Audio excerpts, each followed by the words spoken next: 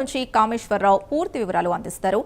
ముందుగా తిరుపతిలో 4 అంతస్తుల భవనం కూలిన ఘటన కలకలం రేపింది. ఎంఆర్పల్లి వాణినగర్లో జరిగిన ఈ ఘటనలో 3 వ్యక్తులు తీవ్రంగా గాయపడ్డారు.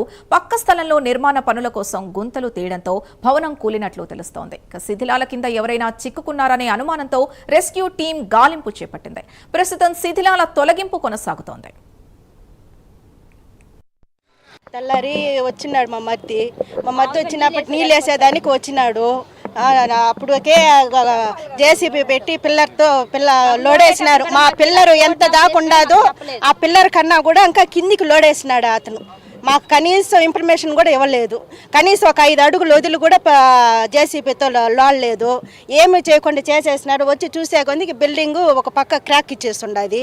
వచ్చి మా ఆయన మా మద్దోళ్ళందరూ వచ్చి దానికి గుంతకంతా మట్టి అంతా పోసేసి వచ్చినారు. వచ్చిన ఒక గంటకి 1:30 గంటకి మొత్తం కూలిపోయింది అనేసి చెప్పినారు. వచ్చి మేము పరిగెత్తుకుంటా వస్తా ఉన్నాము. ఇంట్లో వాళ్ళు ఎంతమంది ఉండారో వాళ్ళంతా బయట వచ్చేసినారు. ఆ వెంకటేశ్వర స్వామి ధర్మని వచ్చేసినారు. మాకు నెమ్మదిగా ఉంది. ఒకవేళ మనుషుల ప్రాణాలు పోయింటే ఏం చేస్తుండాలా? ఆ జాగా గల్ల ఆయన ఆడుండాడో ఎక్కడుండాడో అతను రావాలా. మాకు ఏదో ఒక న్యాయం జరగాల. లేకపోతే అంతవరకు మేము వదలం. మా బాధ ఎవరికి చెప్పుకోవాలి? అతను ఎక్కడ పోయినాడు అతను రావాలా, లేకపోతే మేము వదలం అతన్ని మాత్రము. అతను వదిలే ప్రసక్తి లేదు. మాకు బిల్డింగ్ కట్టిస్తాడా ఏం చేస్తాడో తెలీదు. మాకు ఎట్టున్న బిల్డింగ్ అట్టే కట్టి ఇవ్వాలా. మాకు మేమైతే అసలు ఒప్పుకోము.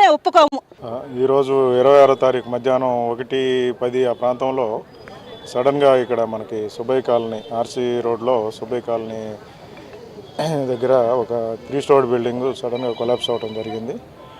దాని పక్కమ్మటే ఉన్న నాగేశ్వరం అని చెప్పి ఓనరు కన్స్ట్రక్షన్ వర్క్ చేస్తూ ఒక 22 ఫీటు ట్రెంచ్ కొట్టేసరికి సడన్గా సాయిల్ లూజ్ అవటం వల్ల ఆ బిల్డింగు కింద ఒరిగిపోయింది. ప్రస్తుతానికైతే మనకి రిపోర్ట్ అయినంత వరకు మేజర్ ఇంజరీస్ కానీ డెత్ కానీ ఏమీ రిపోర్ట్ కాలేదు. పైనుంచి చుట్టుపక్కల వాళ్ళు అలర్ట్ చేయడం వల్ల వాళ్ళు దిగేటప్పుడు ఆ తొందరలో ఏదో కాలు మడతబడింది అన్నట్టుగా అని చెప్పని అంటున్నారు. అది కూడా వెరిఫై చేసి వీళ్ళ డాక్యుమెంట్స్ అవి వెరిఫై చేసి లీగల్గా తీసుకోవాల్సిన యాక్షన్స్ తీసుకుంటాం. ఇక్కడ పని చేస్తాను, మనం రూమ్ కట్టుకుంటున్నాం. సిమెంట్ వేసుకొని కలవ ఎత్తుకొని పోదాం అనేసి వచ్చిన అన్న కూడా ఎత్తుకొని తట్టెత్తుకొని మన నీళ్ళ ట్యాంక్ ఏమైంది ఆడ ఒరిగింది. గోడ ఒకరోజు చీలింది. నువ్వు కింద దిగా అని చెప్పిన ఎత్తుకొని ఆయన దిగేలేక నేను తిరుక్కునేలేక పడింది.